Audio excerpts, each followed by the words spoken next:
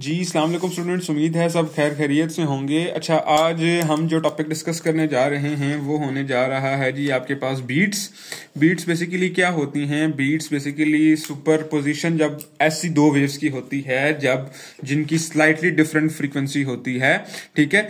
Super position of two waves आपके पास जब हो जिनकी स्लाइटली डिफरेंट फ्रीक्वेंसी हो, super position of two waves who have slightly different frequencies, ठीक है।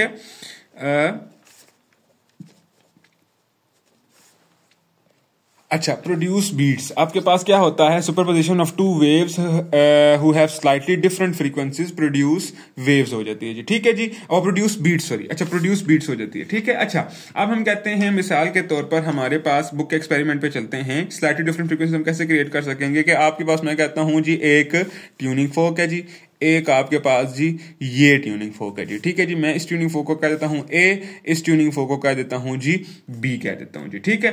अच्छा, अब इस ट्यूनिंग फोक ए को कह दिया मैंने ए और ए को मैंने कह दिया बी। मैं कहता हूं अगर इन दोनों ट्यूनिंग फोक्स अभी फिलहाल के लिए मेरे पास जो ट्यूनिंग फोक्स हैं ये इस तरह के दोनों बिल्कुल सेम ट्यूनिंग फोक्स हैं और दोनों की जो फ्रीक्वेंसी है वो भी बिल्कुल सेम है, ठीक है। फ्रीक्वेंसी किस तरह सेम है कि मैं कहता हूं एक आपके पास जी ये इस तरह की वेव बनती है, आपके पास इन दोनों की वेव बनती है, ठीक है। अच्छा, इन दोनों की कुछ इस तरीके की वेव बनती है और मैं कहता हूं ये जो फ्रीक्वेंसी है, मैं कहता हूं मिसाल के तौर पर इनकी फ्रीक्वेंसी है जी 30 हर्ट्ज। इस वेव की जो है ना फ्रीक्वेंसी ये है जो कि इन दोनों ट्यूनिंग फोक्स की है, ठीक है। अब स्लाइटली डिफरेंट फ्रीक्वेंसी वाला फिनोमेना अगर हम क्रिएट करें कि आपके पास मैं इस ट्यूनिंग फोक के ऊपर कुछ फैट स्टिक कर दूं, ठीक है, खुद से फैट में स्टिक कर रहा हूं, फैट बेसिकली चर्बी को कहते हैं, ठीक है।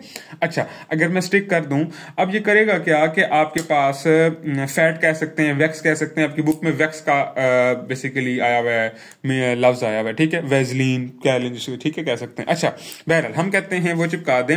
अब आपके पास ये जब इस ट्यूनिंग फोक को वाइब्रेट करेंगे तो ये थोड़े से डिफरेंट फ्रीक्वेंसी के साथ वाइब्रेट करेगा, ठीक है जी, थोड़ी सी डिफरेंट फ्रीक्वेंसी के साथ वाइब्रेट करेगा और उस फ्रीक्वेंसी की जाहिर सी बात है जब डिफरेंट फ्रीक्वेंसी होगी तो डिफरेंट वेव फॉर्म होगी, तो वो थोड़ी सी जो वेव फॉर्म होगी वो थोड़ी सी डिफरेंट शक्ल वाली होने वाली है और उसकी शक्ल क्या होने जा रही है वो भी देखेंगे। वो आपके पास होने जा रही है जी इस तरह की वेव होने जा रही है। मैं कहता हूं से उसका डिफरेंस आ गया फ्रीक्वेंसी का, वो आ गई जी 32 हर्ट्ज की होगी जी, वो वेव होगी जी, ठीक है।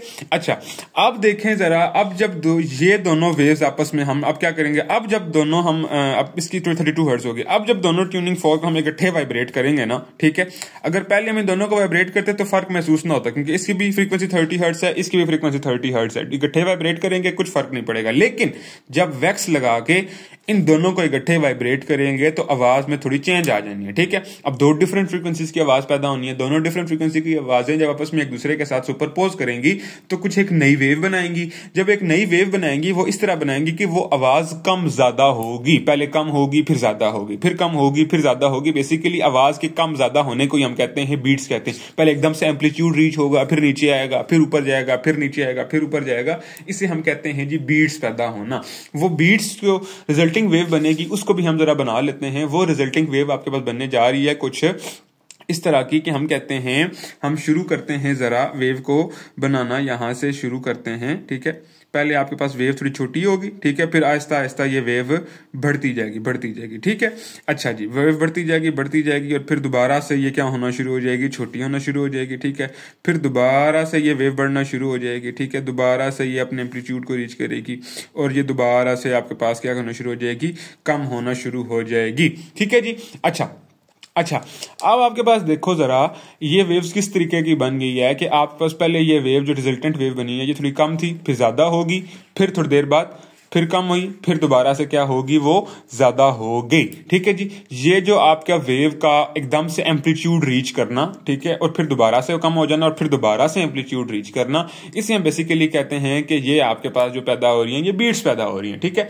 अच्छा जी, बीट्स क्या होंगी आपके पास, बेसिकली हम कहते हैं कि कैसे कहते हैं, मैं आपके पास हमने क्या कहा था, frequency of tuning folk A is 30 hertz, ठीक है जी, इज इक्वल टू 30 हर्ट्ज। और हमने जब कहा जब इस पे फैट वगैरह लगा देंगे इसकी फ्रीक्वेंसी कितनी बन जाएगी जी, 32 हर्ट्ज बन जाएगी, ठीक है। अब इसकी फ्रीक्वेंसी अगर 32 हर्ट्ज है तो हम कहेंगे कि आपके पास 32 हर्ट्ज और इसकी आ गई जी 30 हर्ट्ज, ठीक है। 30 और 32 हर्ट्ज, 30 और 32 हर्ट्ज आ गई। अब हमने अगर निकालनी है इस वेव की फ्रीक्वेंसी निकालनी है तो वो क्या निकलेगा, बेसिकली वो इन दो वेव्स का आपस में, इन दो की फ्रीक्वेंसी का आपस में बेसिकली हम कहेंगे अगर डिफरेंस निकालो तो हमें इसकी फ्रीक्वेंसी मालूम हो जानी है, ठीक है। उसकी फ्रीक्वेंसी अगर हम निकालना चाहें, frequency of beat is known as F B minus F A, ये बन जाएगी जी 32 माइनस 30, ये बन जाएगा जी 2 हर्ट्ज। 2 हर्ट्ज बेसिकली ये जो 2 हर्ट्ज रिजल्ट आया ना, ये खास इंफॉर्मेशन देता है। ये इंफॉर्मेशन ये देता है कि आपके पास जो वेव है वो, यहां पे हमने देखा ना इस दोनों वेव्स का रिजल्टेंट क्या बना, ये वेव बनी, ठीक है। ये जो वेव बनी है ना, ये आप देखो 2 दफा मैक्सिमम रीच कर रही है, ठीक है, 2 दफा एम्पलीट्यूड को रीच करिए, 2 दफा जो एम्पलीट्यूड को रीच करना है ना, बेसिकली यही बता रहा है 2 हर्ट्ज से। अगर वेव कुछ ऐसी बनती है आपके पास, अगर हम वेव का जो डिफरेंस है ना हम इस तरह कर लेते हैं, मैं कहता हूं एक वेव है जी, अगर यही वेव हम कहते हैं ये है जी 33 हर्ट्ज की, ये है जी 30 हर्ट्ज की, ठीक है। अब आपके पास वेव्स का डिफरेंस कितना आ जाएगा, 3 का आ जाएगा, जैसे पता 33 माइनस 30 क्या आ जाएगा, 3 हर्ट्ज का आ जाएगा। जब 3 हर्ट्ज का आ जाएगा, अब ये वेव 3 दफा अपने एम्पलीट्यूड को रीच करेगी, मतलब 3 बीट्स पैदा होंगी। एक आवाज ऊंची होगी, फिर नीची होगी, फिर ऊंची होगी, फिर नीची होगी, फिर ऊंची होगी, फिर नीची होगी, ठीक है। आवाज 3 दफा ऊंची नीची होगी, ठीक है। इसी तरह ये डिफरेंस अगर 5 का हो जाता है तो 5 बीट्स पैदा होंगी। अगर ये डिफरेंस 6 का हो जाता है तो ये डिफरेंस आपके पास क्या हो जाना है जी, 6 का हो जाना है, ठीक है जी। अच्छा जी, यहाँ पे आपके बुक में एक डेफिनेशन लिखी हुई है कि number of beats per second is equal to the difference between, आपके पास नंबर ऑफ बीट्स जो है ना वो आपके पास क्या होने जा रही है, ये जो हमने भी बात की है, नंबर ऑफ बीट्स जितनी बीट्स पैदा होनी है वो ही आपके पास डिसाइड करेगा, क्या डिसाइड करेगा, डिफरेंस बिटवीन द फ्रीक्वेंसीज के number of beats is equal to the आपके पास डिफरेंस ऑफ द फ्रीक्वेंसीज, ठीक है। अच्छा जी, अब आपके पास जो बीट्स का फिनोमेना होता है, इसके बाद ना अब इसकी एक एप्लीकेशन भी है, ठीक है। आपकी बुक में बिल्कुल लास्ट में इसकी एक एप्लीकेशन लिखी हुई है कि आपके पास बिल्कुल लास्ट पैराग्राफ के आपके पास लिखा है one can use the beats to tune a string instruments. आपके पास एप्लीकेशन क्या है जी, आपके पास बेसिकली ट्यूनिंग म्यूजिकल इंस्ट्रूमेंट्स नहीं होते आपके पास, ठीक है। म्यूजिकल इंस्ट्रूमेंट्स से मुराद मैं ले रहा हूँ कैसे कहते हैं आपके गिटार्स, वायलिन्स और उसके बाद पियानोज और जो भी जितने भी किस्म के जो किसी खास फ्रीक्वेंसी की आवाज को पैदा करते हैं, जो कुछ भी है, ठीक है। अच्छा, अब उनको सवाल ये पैदा होता है कि सर ये कैसे आपके पास ना मदद देती है आपके पास ये ट्यूनिंग करने की, ठीक है। ट्यूनिंग करने की मदद ये ऐसे देती है कि आपके पास हम कहते हैं कि अगर हम लोग एक ऐसा गिटार हो जो कि प्रॉपर तौर पे एडजस्टेड हो, या वायलिन हो, ठीक है, वायलिन हो, गिटार हो, आपके पास कोई पियानो है, जो कुछ भी है वो आपके पास प्रॉपर तौर पे ट्यून हुआ हुआ है, जो कुछ भी है, ठीक है। अच्छा, मैं कहता हूं मिसाल के तौर पर ना आपके पास ना, मैं वायलिन की मिसाल ले लेता हूं, ठीक है। वायलिन है एक आपके पास प्रॉपर ट्यून्ड वायलिन है, ठीक है, ट्यून्ड वायलिन है, ठीक है। और एक मैंने अभी अभी नया वायलिन लिया है और वो ट्यून्ड नहीं है, ठीक है जी, नॉन ट्यून्ड वायलिन है, ठीक है। आपके पास एक नॉन ट्यून्ड वायलिन है, ठीक है। अच्छा, अब मैं क्या करूं, अगर इसको मैंने ट्यून करना है तो किस तरीके से करूंगा, मैं क्या करूंगा कि खास नोट ना, सेम नोट, मिसाल के तौर पर मैं कहता हूं कोई भी नोट मैं यहां पे चलाता हूं, ठीक है, उस नोट को मैं नाम दे देता हूं जी बी का, ठीक है, बी का, B1 का मैं नाम दे देता हूं, ठीक है, B1 का मैं नाम दे दिया। अब मैं इधर से भी यही नोट बजाऊंगा, इधर से भी यही नोट बजाऊंगा, ठीक है। अच्छा, अब अगर आपके पास ये B1 नोट और ये B1 नोट अगर बराबर हुए ना, बराबर होने से क्या मुराद है कि इसकी फ्रीक्वेंसी मैं कहता हूं मिसाल के तौर पर है जी, मैं कहता हूं 26 हर्ट्ज, ठीक है। और अगर ये ट्यून नहीं है, जाहिर सी बात है, तो इसकी फ्रीक्वेंसी कुछ और होगी, इसकी फ्रीक्वेंसी होगी जी, मैं कहता हूं जी 32 हर्ट्ज, ठीक है।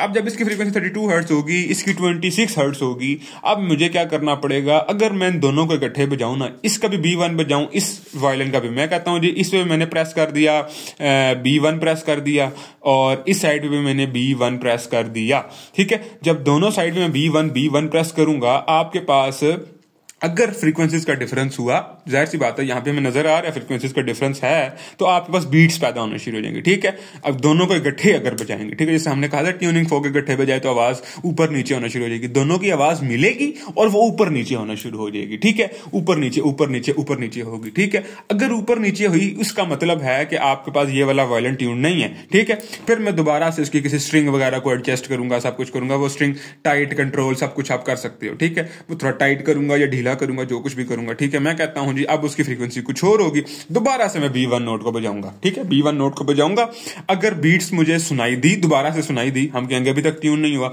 उस वक्त तक मैं उसे टाइट या लूजन करता रहूंगा जब तक मुझे बीट ना सुनाई दे, बल्कि एक सिंगुलर आवाज सुनाई दे, आवाज कम नीची होती हुई ना सुनाई दे, बल्कि सिंगुलर आवाज सुनाई दे। अगर मुझे सिंगुलर आवाज सुनाई देती है तो तब हम कहते हैं प्रॉपर आपका म्यूजिकल इंस्ट्रूमेंट जो है वो ट्यून हो गया है।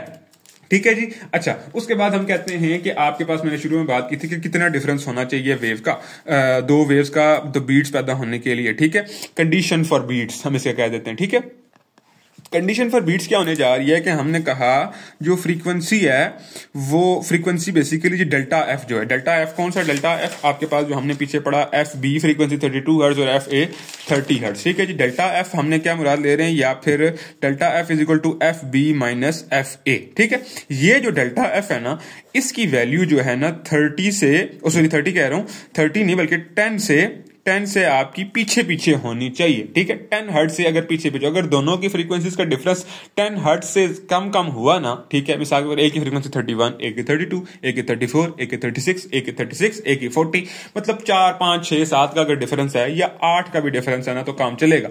लेकिन अगर 10 से ज्यादा का डिफरेंस हो जाता है तो बीट सुनाई नहीं देंगी। ठीक है, वो आपके पास अलग अलग दो साउंड सुनाई देना शुरू कर देंगी। ठीक है, अलग अलग दो साउंड सुनाई देना शुरू कर देंगी, हम कहेंगे वो भी आपकी बीट सुनाई नहीं देंगे। ठीक है, ये कंडीशन आ गई जी बीट्स की। ठीक है जी। अच्छा जी, अब हम देख लेते हैं थोड़ा सा ना आपके पास क्या उसे कहते हैं, बीट्स जो हमने पैदा करते हैं वो उसका एक फिजिकल डेमो देख लेते हैं और एक्सपेरिमेंटल डेमो देख लेते हैं।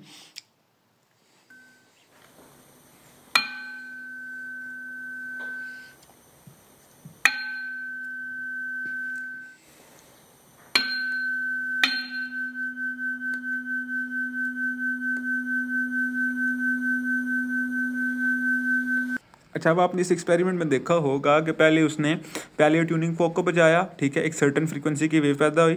ठीक है, फिर उसने दूसरे ट्यूनिंग फॉक को तो बजाया। ठीक है, अब यहाँ पे इस एक्सपेरिमेंट में ना आपके पास दोनों ट्यूनिंग फॉक पहले से ही बाय डिफॉल्ट ही डिफरेंट फ्रीक्वेंसीज के थे, मैंने ऊपर मेंशन किया हुआ था। ठीक हो गया। अब जब दोनों स्लाइटली डिफरेंट फ्रीक्वेंसीज वालों को आपके पास दोनों ट्यूनिंग फॉक को बजाया गया, तो अब आपके पास आपने अगर गौर करें और आवाज़ अपनी ऊंची करें मोबाइल की, तो आपको पता चलेगा कि आपकी आवाज़ कभी ऊंची हो रही थी और कभी धीमी हो रही थी। ठीक है, आपके एम्पलीट्यूड में कभी ज़्यादती आ रही थी और कभी आपका जो एम्पलीट्यूड था वो कम हो रहा था, वेव थोड़े कम उसके साथ डिस्प्लेसमेंट के साथ वाइब्रेट कर रही थी। ठीक है जी, ये जो आवाज़ का ऊंचा और नीचा होना होता है बेसिकली, इसे ही हम कहते हैं कि बीट्स पैदा हो रही हैं। उम्मीद है आपको सारे टॉपिक समझ आया होगा। अल्लाह हाफिज़।